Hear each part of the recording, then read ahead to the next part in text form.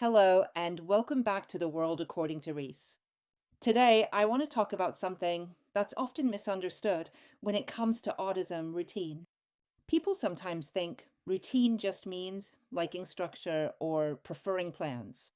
But for many autistic people, routine isn't just a preference, it's regulation, it's safety, it's stability in a world that often feels unpredictable. And I want to share a memory with you from Christmas 2002 when I was just 4 years old. I was in nursery at the time. I can still remember that Christmas clearly. I can even remember what was number one in the charts, Sound of the Underground by Girls Aloud. That's how vivid it is in my mind. Now, most children are excited about Christmas Day. Presents, family, special food, television. But I remember feeling something very different. I felt like my routine had completely disappeared. That Christmas Day, we were sitting watching the Queen's speech, and I remember thinking, I just want to be at nursery.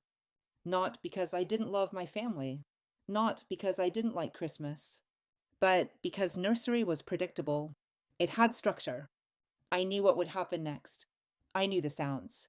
I knew the flow of the day. Christmas Day felt chaotic by comparison. Different timings, different activities, different expectations. And I was only 4 years old. At that point, we didn't know I was autistic. I was already blind, but the autism diagnosis came much later. So, from everyone else's perspective, I was just a child who didn't seem excited enough about Christmas. But internally, I was working extremely hard. What I remember most isn't anger, it was effort. It felt like I had to put in a huge amount of work just to cope with the change, to sit there, to participate, to act normal. Meanwhile, everyone around me couldn't understand why I kept saying I wanted to go to nursery. To them, nursery was ordinary. Christmas was special. But for me, nursery was safe. And Christmas was unpredictable. In fact, I remember holding a carton of orange juice. I had squeezed it and it went all over me. This is something people often miss about autism. Routine isn't about being stubborn.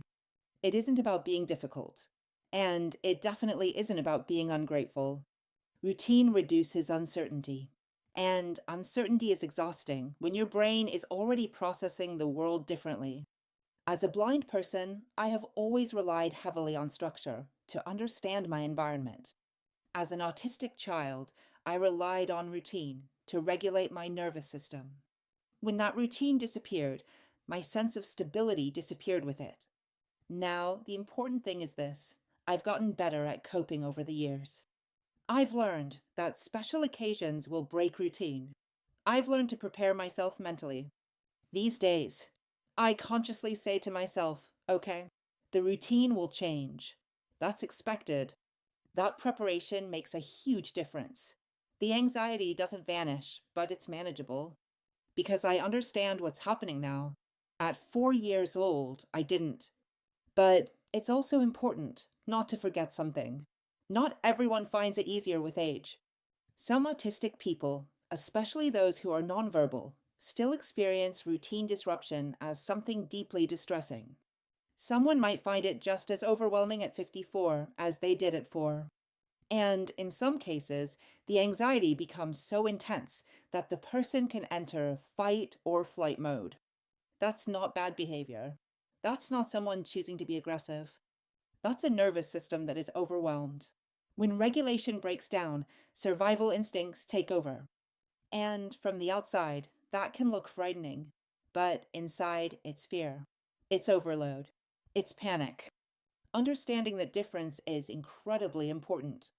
When I look back at Christmas 2002 now, I don't see a child who didn't appreciate Christmas. I see a child who was trying to hold on to stability in a world that suddenly felt unpredictable.